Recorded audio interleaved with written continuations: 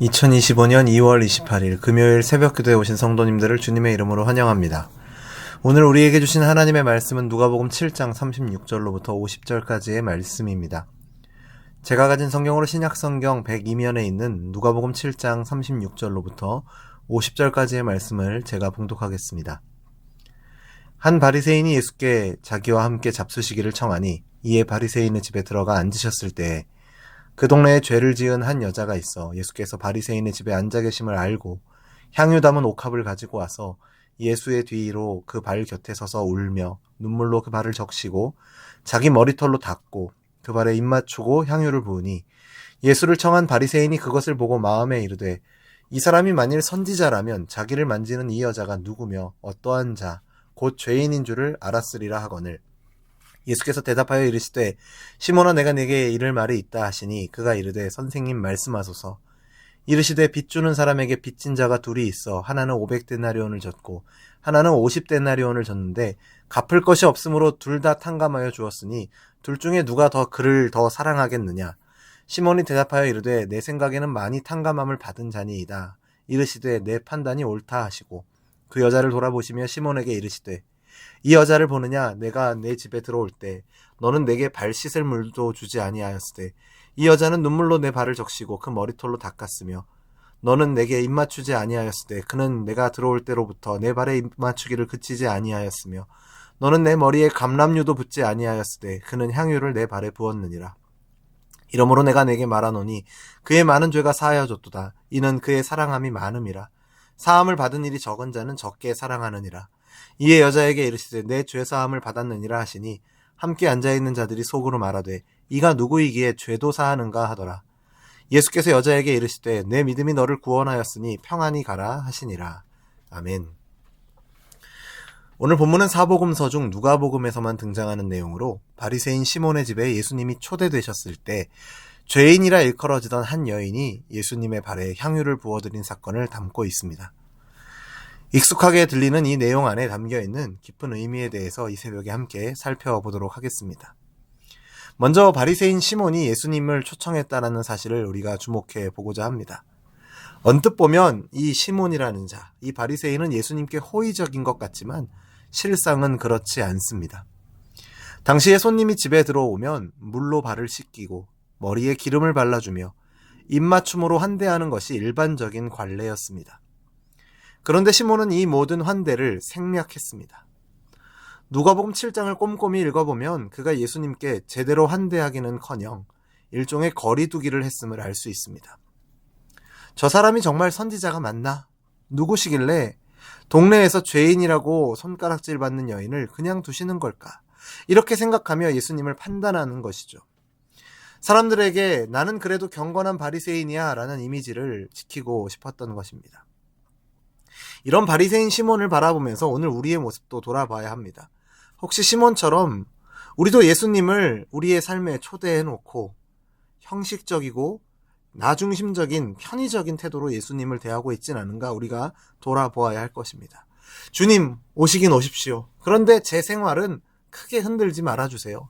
저에게 도움만 주시고 제 진짜 마음까지는 간섭하지 마세요. 이런 식의 냉담한 태도로 예수님을 대하고 있는 것은 아닌지 우리의 모습을 먼저 돌아보기를 원합니다.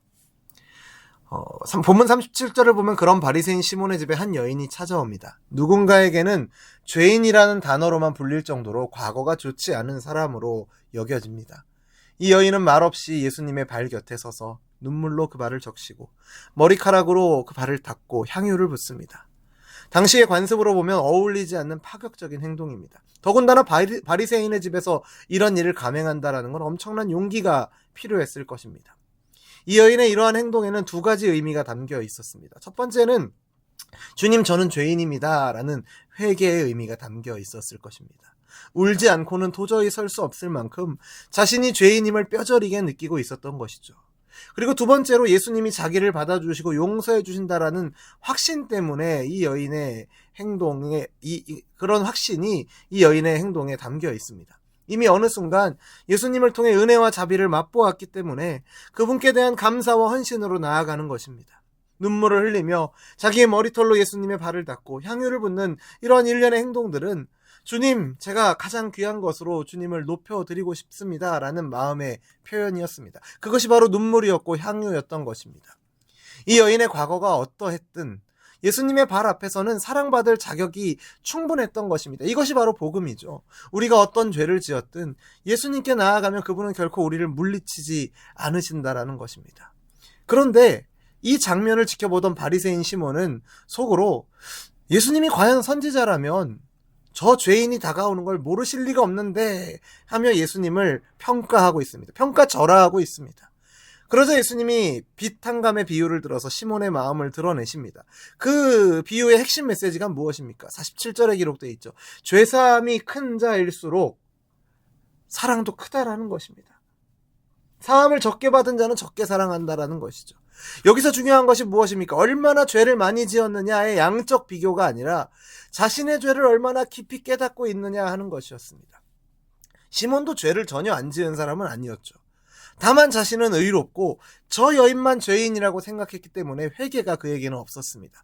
용서받았다라는 기쁨도 없고요. 당연히 예수님을 향한 사랑과 감사의 표현도 없었습니다. 반면에 이 여인은 자신의 죄됨을 깊이 깨닫기에 더 큰 은혜를 경험하고 더 큰 사랑으로 주님을 섬기고 있는 것입니다. 우리가 신앙생활을 할 때 쉽게 빠지는 함정이 바로 이 시몬과 같은 태도입니다. 나는 그래도 교회 오래 다니고 비교적 바른 생활 하니까 저 사람보다는 낫지. 이런 교만이 마음 한구석에 자리를 잡으면 은혜에 대한 감격이 식어버립니다. 죄사함의 은혜를 잊어버리는 순간 사랑 또한 식어버리게 된다라는 것을 우리는 잊지 말아야 합니다.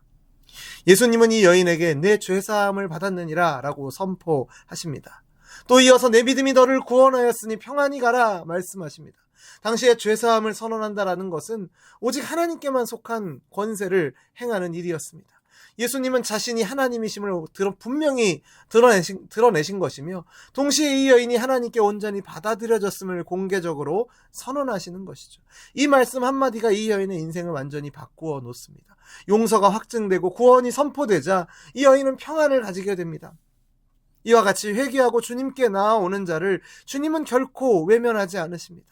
오히려 그를 높여주시고 사회적 관계 속에서 깨졌던 부분까지도 회복해 주십니다. 과거가 어떻든 오늘 예수님 앞에 나와 죄를 고백하고 믿음으로 나아오는 사람에게는 주님의 평안이 임하는 것입니다. 우리가 이 말씀을 묵상하면서 스스로에게 물어보아야 할 질문들이 있습니다. 나는 시몬처럼 형식적으로만 예수님을 모셔두고 있진 않은가? 나는 내 죄를 깊이 깨닫고 있는가? 아니면 남의 죄만 크게 보며 정죄하고 있는가? 또 주님께 받은 은혜에 대해서 나 역시 이 여인처럼 헌신과 감사와 사랑으로 표현하고 있는가? 이러한 질문들이 오늘 말씀을 묵상하는 저와 여러분에게 계속 반복되어야 할 것입니다. 하나님의 은혜는 우리의 의로움이나 자격으로 받는 것이 아니라 오직 믿음으로 받는 선물입니다. 그리고 은혜를 받은 자에게서 반드시 흘러나오는 열매가 바로 사랑과 감사입니다. 과거에 죄가 깊을수록, 죄가 크면 클수록 은혜에 대한 감사가 더 깊어지고 그 감사가 일상의 예배와 헌신으로 이어지는 것입니다.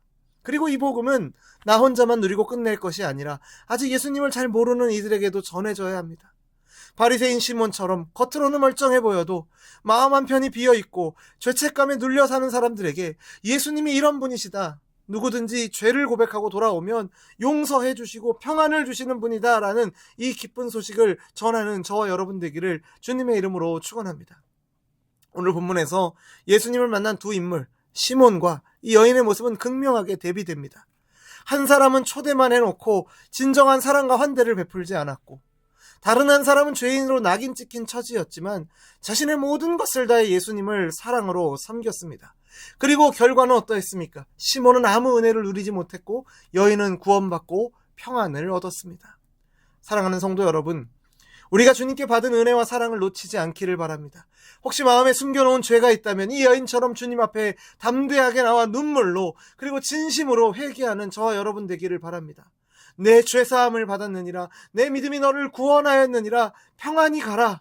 이 여인을 향한 주님의 음성이 우리의 심령의 깊은 곳에서 울려 퍼져서 참된 기쁨과 자유 그리고 사랑의 열매로 풍성하게 이어지기를, 열매 맺기를 간절히 소원합니다. 우리 모두 죄사함을 받은 은혜 입은 자이기에 그 사랑을 힘입어 더 많이 감사하고 더 많이 주님을 사랑하며 세상으로 나아가 복음의 기쁨을 전하는 복된 삶 살아가시는 저와 여러분 되기를 주님의 이름으로 축원합니다. 기도하겠습니다.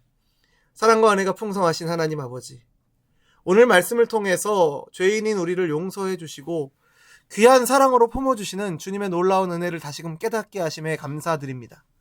자칫 바리새인 시몬처럼 자기의 의와 교만에 사로잡혀서 주님의 은혜를 놓치는 어리석음이 없도록 우리의 마음을 겸손하게 하여 주옵소서. 우리의 죄됨을, 죄인임을 깊이 깨닫고 용서받은 기쁨에 감사하며 주님께 나아왔던 이 여인처럼 우리도 그 크신 사랑에 진정으로 감격하고 헌신하는 주님의 백성, 하나님의 자녀 되게 하여 주옵소서. 우리 안에 혹시 아직 내려놓지 못한 죄와 상처, 교만이 있다면 이 시간 주님 앞에 정직하게 고백하고 회개할 수 있도록 도와주시고 죄사함의 확신과 평안을 허락하여 주옵소서. 우리 각자의 삶 속에서 받은 은혜를 나누고 복음을 전하며 사랑과 감사의 열매로 주님을 영화롭게 하는 우리 열린비전교회 믿음의 공동체 되도록 우리를 인도하여 주옵소서.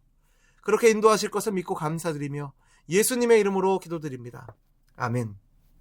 우리 주 예수 그리스도의 은혜와 하나님 아버지의 사랑하심과 성령 하나님의 교통하심이 오늘 말씀을 따라 죄사함의 기쁨 안에서 감사의 삶 살기를 소원하는 우리 열린비전교회 모든 성도들과 우리의 가정과 우리의 일터와 우리의 삶의 걸음 가운데 이제로부터 영원토록 항상 함께 있을지어다. 아멘.